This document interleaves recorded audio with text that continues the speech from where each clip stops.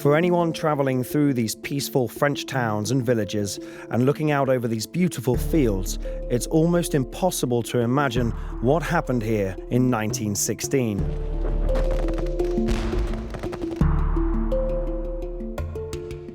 We're on the Somme. The very name epitomises the waste, futility and the horror of the Great War. It was here, on a battlefront stretching almost 16 miles, that a flawed battle plan of a great summer offensive doomed a generation of young men.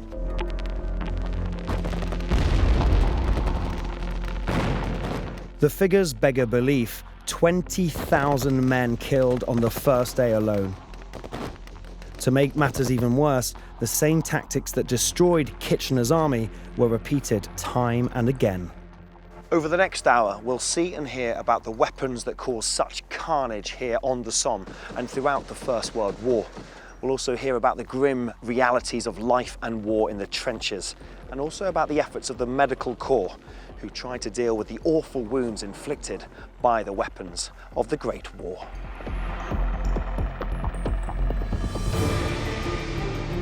I'm Carl de Martinez. From an early age, I was thrown into the exciting world of jousting and historical combat stunt displays. I've always been fascinated with what it was like for the common soldier throughout history. What did they experience? What horrors did they witness? And how devastating were their weapons? On the battlefield, how important were these instruments of death?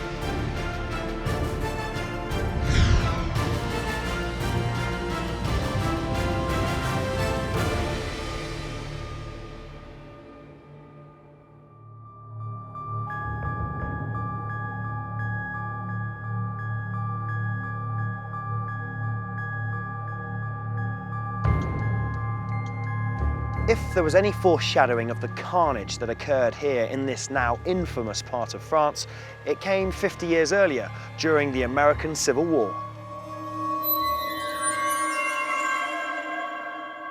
The numbers of killed and wounded there boggles the mind, and that was before the development of a rapid killing weapon like the machine gun. But transplant Antietam, or Cold Harbor, or Gettysburg to the Somme, and the basic battle tactic wasn't a whole lot different. It was still the full frontal assault.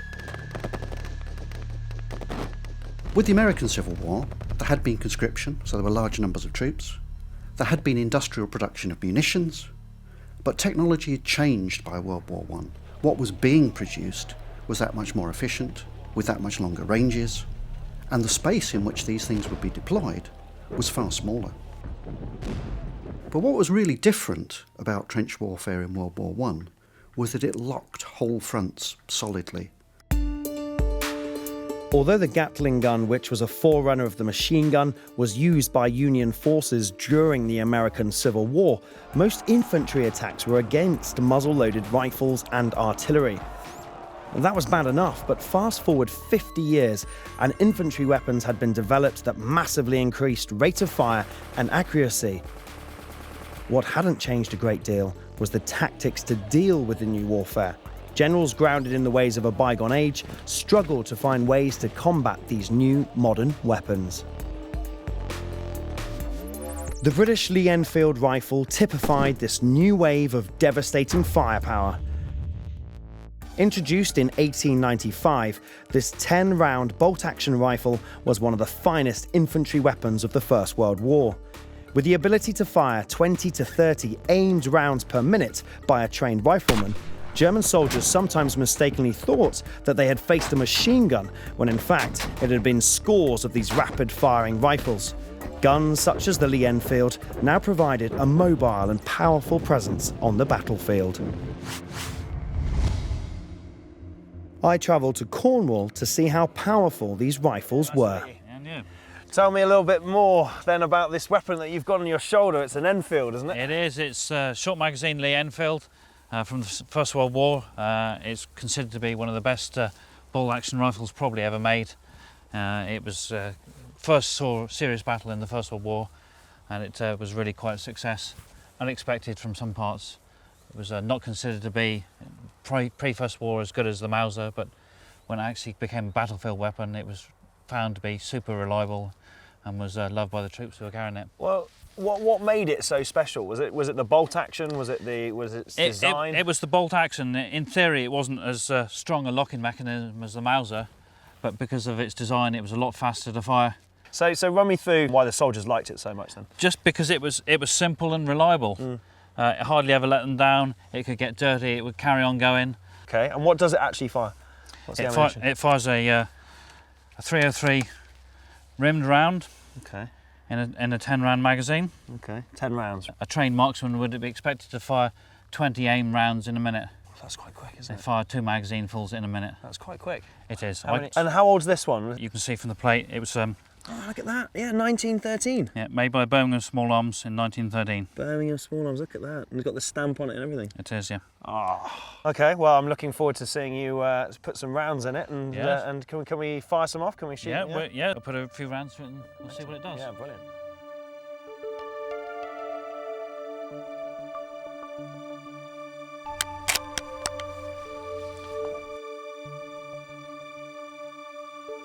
Ready?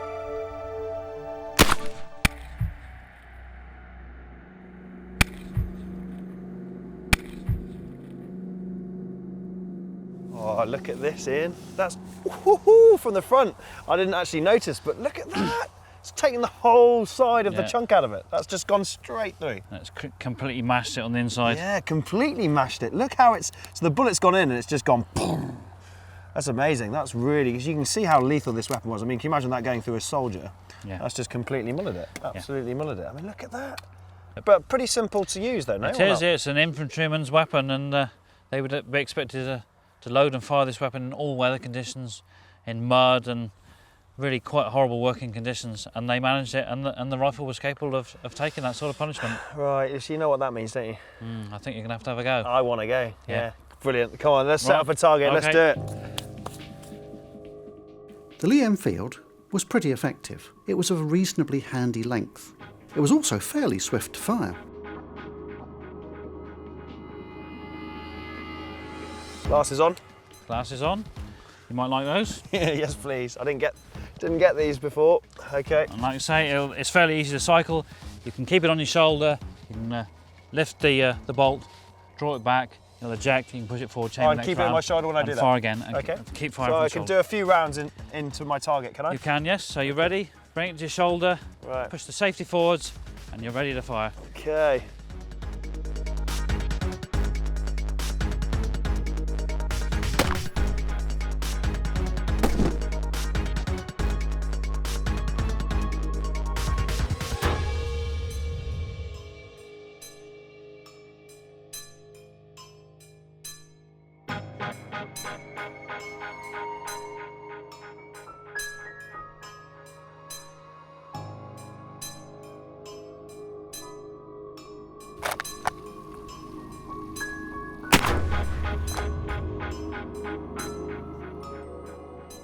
The Lee Enfield was certainly a valuable weapon for the British soldier, but in such a long and drawn-out campaign of trench warfare, strategy would be the ultimate victor.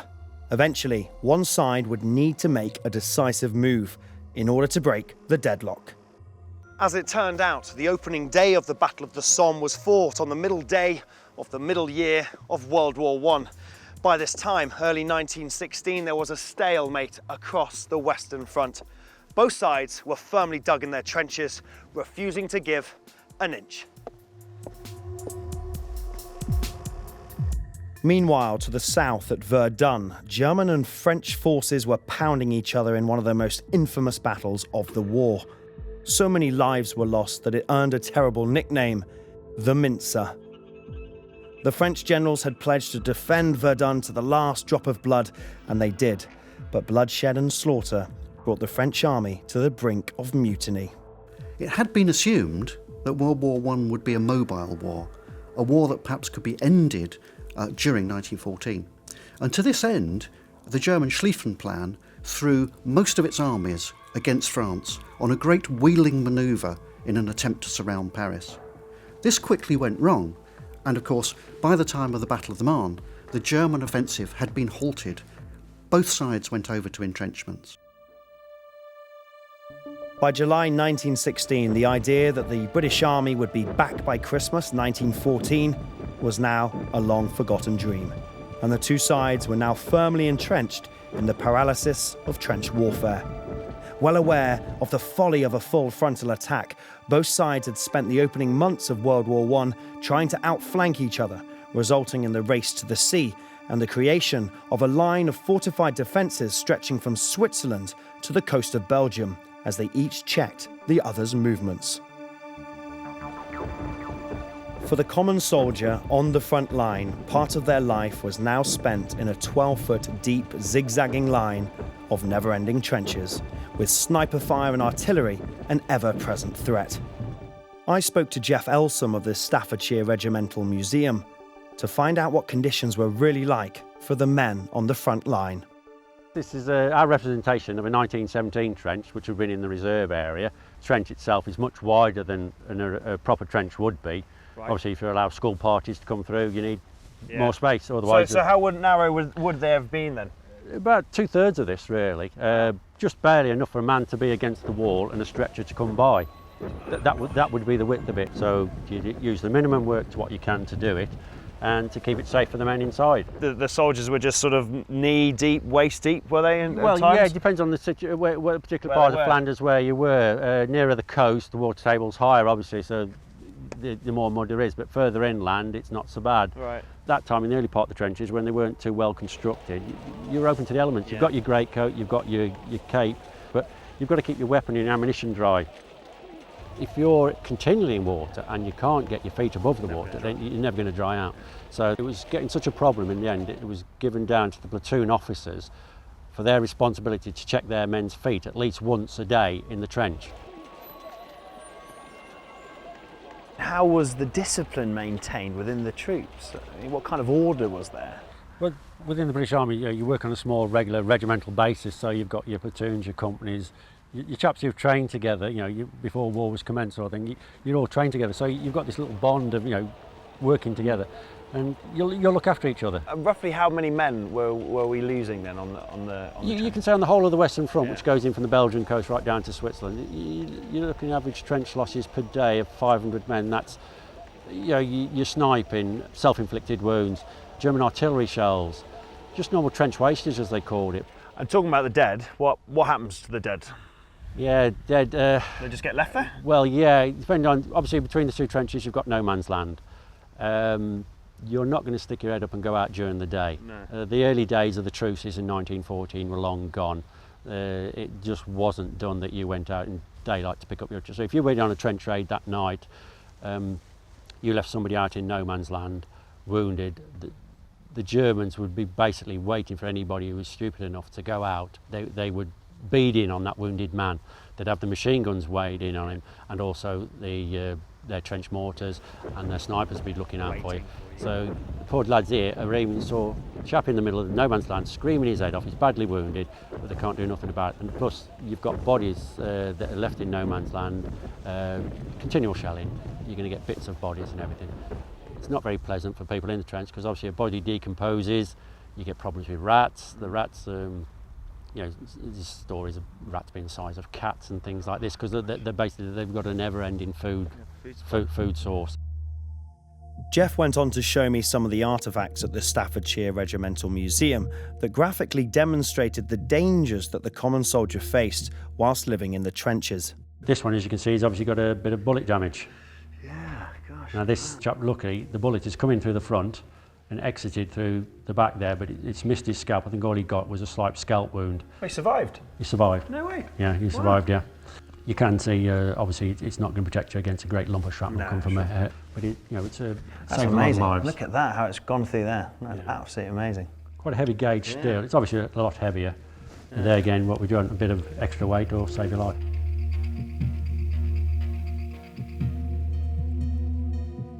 Of course, not all fighting conducted during the Great War was at long range. Even in the most static of wars, fighting was sometimes at close quarters. An often forgotten aspect of the campaign was the trench raid. These small-scale attacks on enemy positions were fought at close quarters, often with basic, improvised weaponry causing havoc.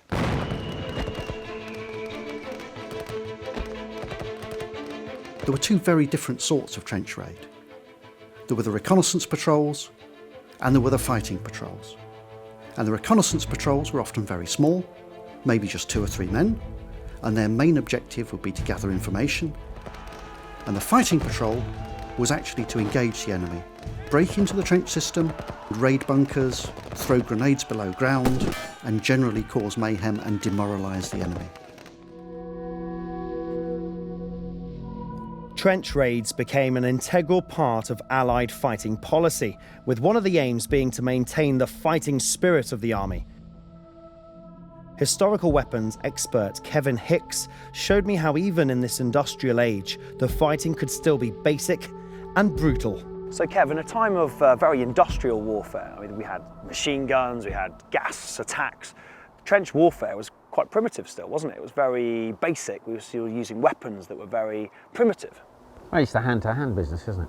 You know, down to your clubs, your daggers, and that kind of thing. Using your instincts to survive. What kind of weapons are we talking about? Handmade clubs, your bayonet, knives, knuckle dusters. So they're not sort of army issue, are they? Oh no, your rifle and bayonet were your main weapons. And of course, later on in the war, you had your hand grenades and that kind of thing, so that improved it. So would there be trench raids literally just to go and slaughter as many people as possible? Is it that brutal? It is that brutal. You can imagine 200 guys coming across no man's land, or even a snatch squad of 3. You tool yourself up. Well, I was just noticing the tools there. I mean, just quickly run through what we've got there. I can see axe, I can see, is that a knuckle duster? That's a knuckle duster. That's actually a dagger there. Yeah. Well, they would actually use that? Oh, good Lord, yeah. I mean, these were not uncommon in normal walks of life. I mean, if you were to use this, if I was to smack you in the face now with this, I'd rather you didn't. You'd have break your jaw. Yeah. Some of them actually had daggers affixed to them, Okay. the Americans. Yeah. They had a lot of issue, close quarter weapons, and a trench gun for that kind of thing, you know. What's this? They've just made it themselves, a bit of wood It's with a some pickaxe handle. Yeah. Yeah, with some bolts in it that have been ground down, and I will tell you this, that is quite a handy tool. Very brutal. That's war, isn't it? Yeah. At the end of the day, when you're eye to eye with the enemy, you've got to put him down. So what about the techniques? Can we see some of how the techniques were used? You come over here, I'll show you. Definitely. Come on in. Yeah.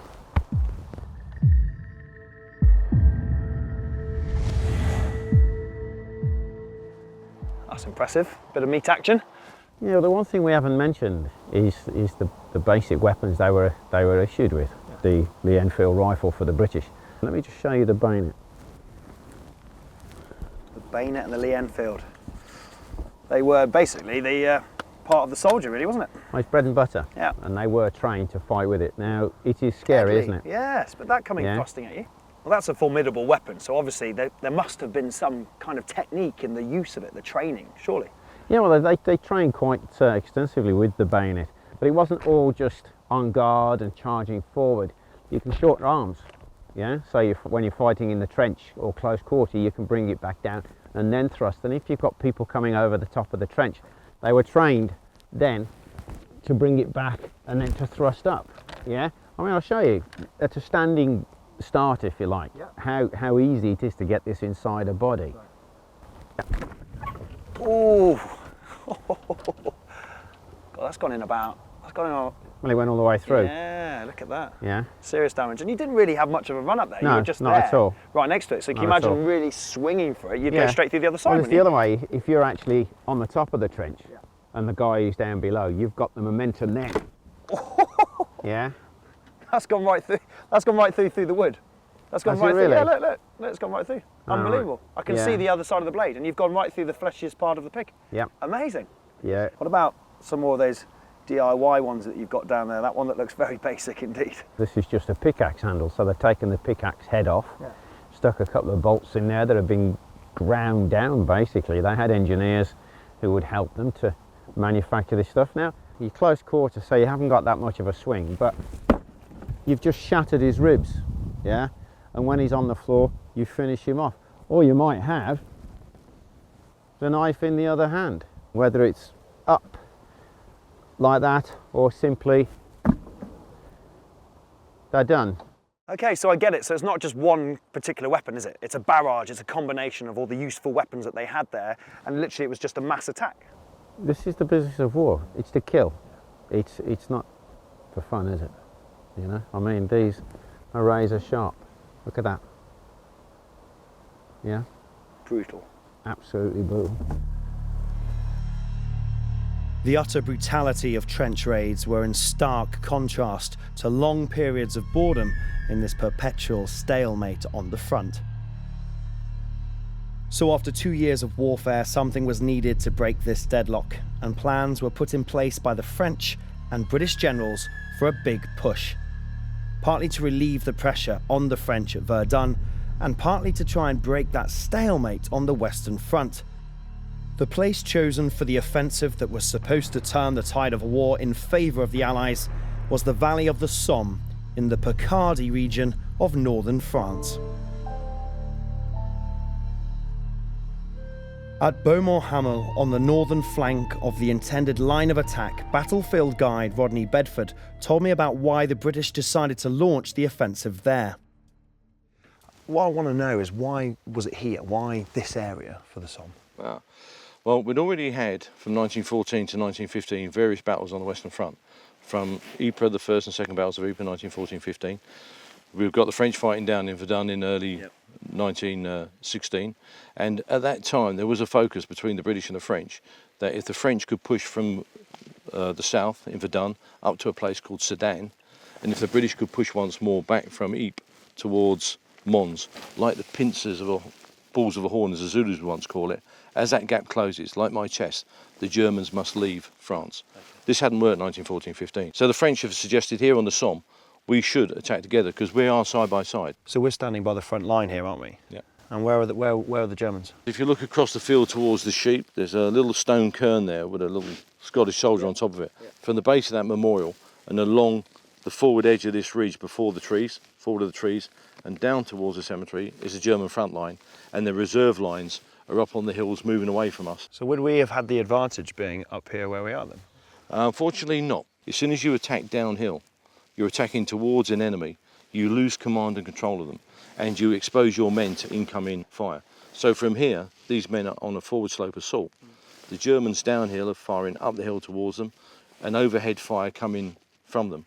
And just by looking at this ground, from this trench to the trench behind, when our men advance, how many guns can we fire here to support them? We are outnumbered greatly here at Beaumont-Hamel. For the Germans here, they had the advantage of defence. Having arrived here in 1914, they would hold the French here on the Somme. They would then reverse back to where they want to be, dig in their trenches, place their barbed wire, sight their artillery and their machine guns, and when they were ready, they would let those men come back to the fighting line, and where the French advanced to and were shot down, that's where they would have to dig in, and we would end up on the second best position. Okay. Now, we might think that's the Germans being particularly bright, but in fact, it's just what the Romans did to the Picts with Hadrian's Wall. You chase the Picts up onto the hills, build Hadrian's Wall, and then say, come on then, come and get it.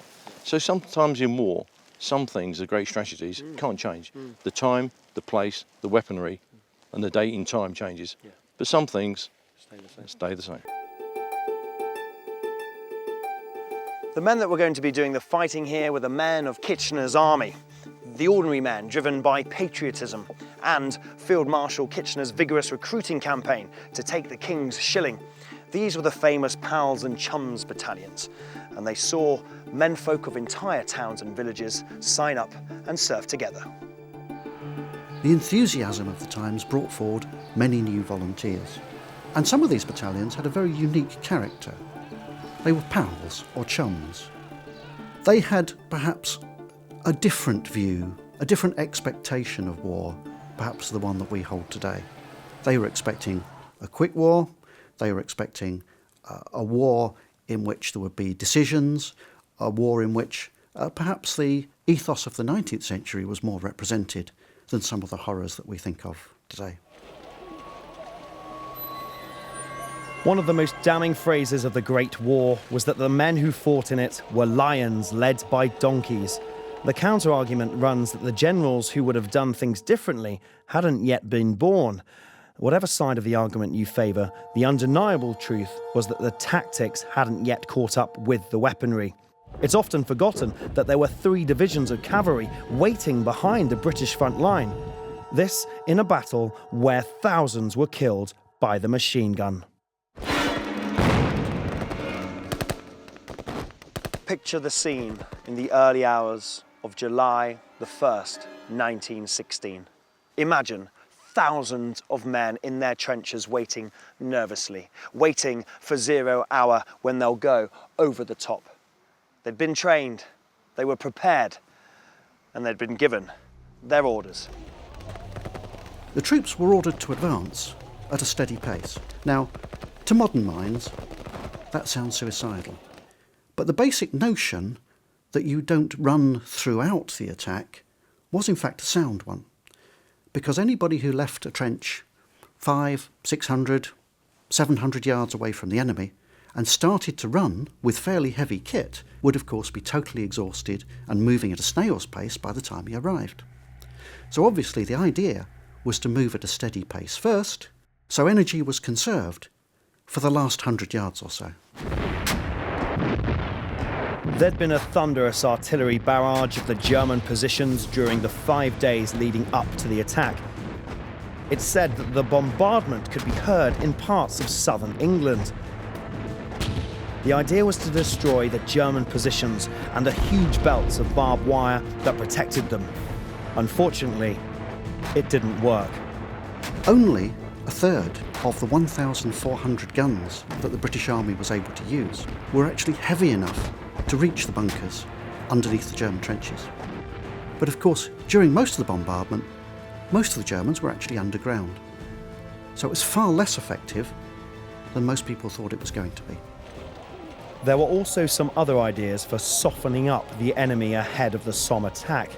7 huge mines were placed under the German trenches that were to be detonated before the main attack. These were supposed to blow everyone and everything around them to smithereens. The infantry was going to march over and mop up the pieces. Or so went the theory.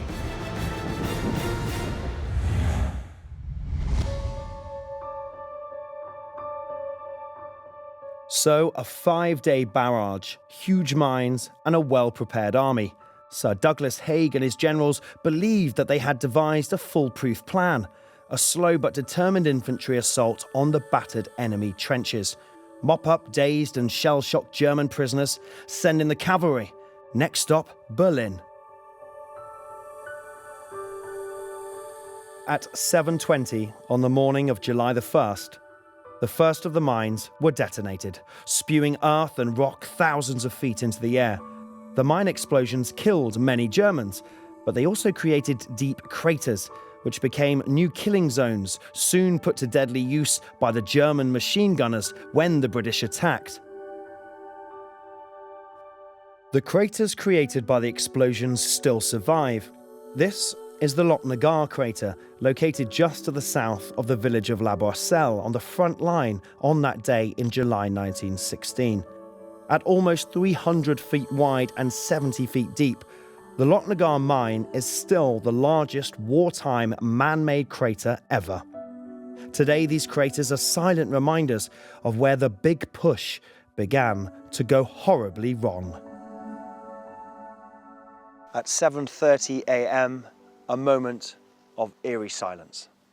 Then, thousands of men climbed out of the trenches, formed into lines as they had been ordered to do, and began to march, slowly, towards German lines.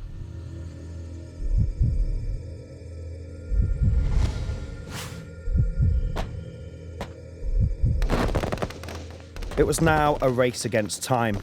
Would the British get to the German lines before the Germans could man their guns? The answer came quickly.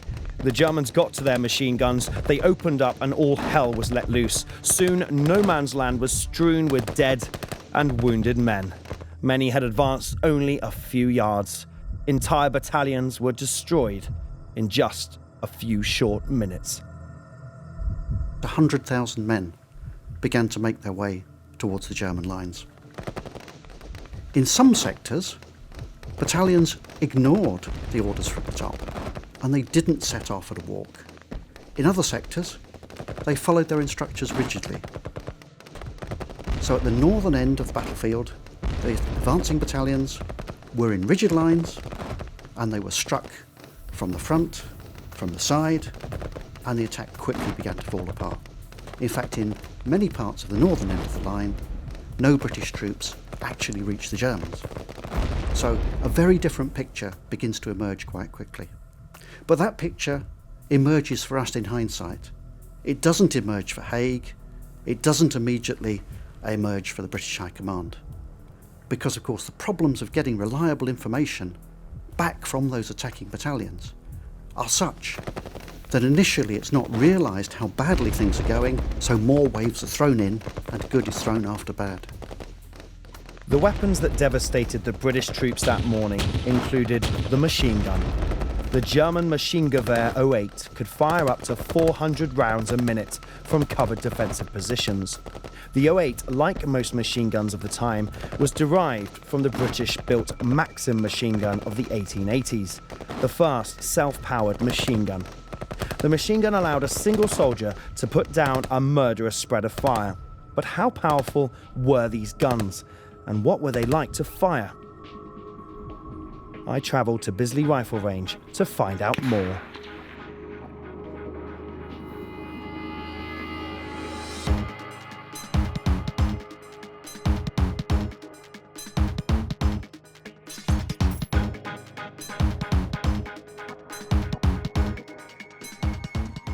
Hi, John. Hello, Carl. How you doing? Oh, very well. This is it. This is the legendary Vickers machine gun. Then. That's right. This is a Vickers machine gun of around about 1915 by the serial number on the top here. Okay, so we can roughly date it because it's a very early number. Literally, it was designed to just spray the battlefield and take down the enemy soldiers. There are various stories of guns firing over 1 million rounds, you know, on the Somme, you know, in a day, in 24 hours, with just only a few firing pins and springs snapping, and just a couple of barrel changes, you know. And ammunition-wise, these look very similar to the Enfield rifle. That's right, it's exactly the same. This ammunition could be swapped backwards and forwards if they needed to. Okay, and then that would just feed through, would it? And that would just feed through here. So these are just bog standard cloth belts with little brass tabs that are stapled on them. But later on in the war, the ammunition came up in boxes and they had loading machines. And they would have to feed into the cloths. You'd have usually around between a 4 and a 6 man gun team that would be on a gun like this, or a Maxim. That's quite a lot, 4 to 6, isn't it? So a lot of things to carry. I mean, you've got it's quite a heavy gun, you've got the water to carry, you've got the ammunition to carry, particularly the quantity of ammunition. And what's the range again? The range is 3,000 metres maximum, okay? Obviously you can, you know, it's got a very high elevation to do that. Yeah. How about you have a go? I would absolutely love to have a go. Okay. Show me. Let's make it happen then.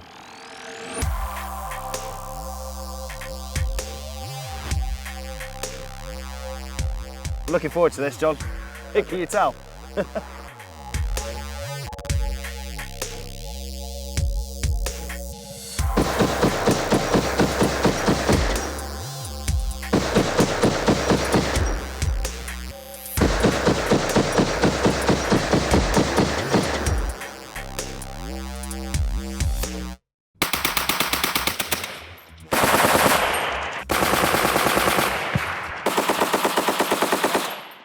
Short bursts.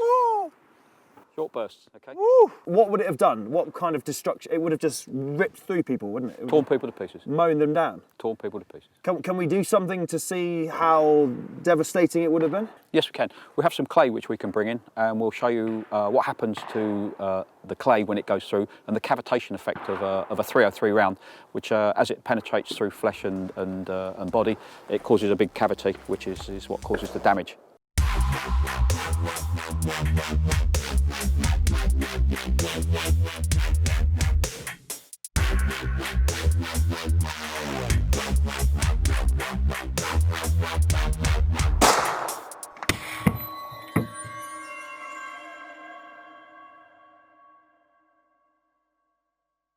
Unbelievable. That is unbelievable, John. Look at that. And that is scary. That is absolutely scary. Look at the perfectly formed hole. That's just absolutely completely blown it apart, hasn't it? Well, that's what it does. That's the size of the bullet. It's 0.303 of an inch. We line that up there. You can see the size and diameter of the hole it makes. Yeah. This is clay. Obviously, unlike flesh, it will stay in its position. Okay, it hasn't got a memory, but that's what it does to the human body.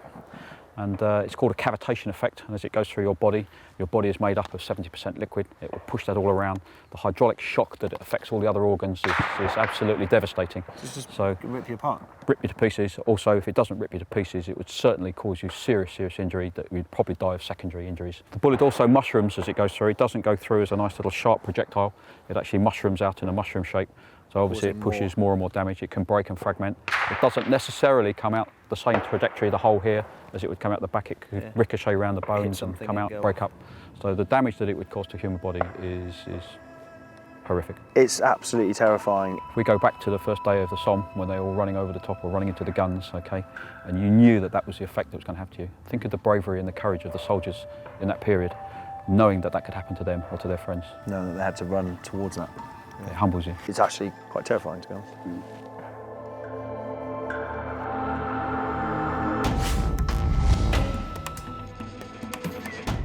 It was all very different to the battle plan.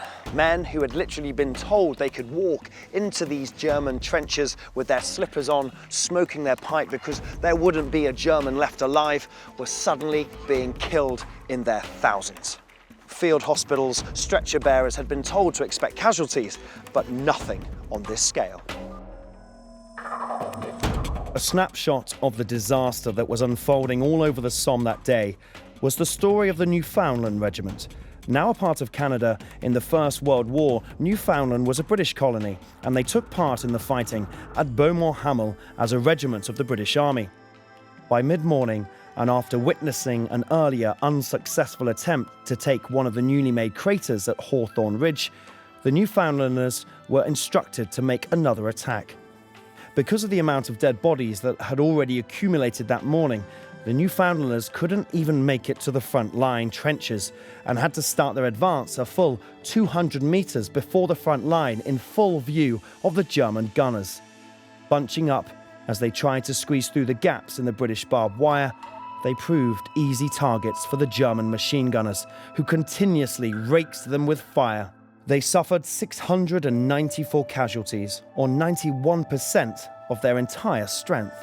In one morning, a whole generation of young Newfoundlanders had been wiped out.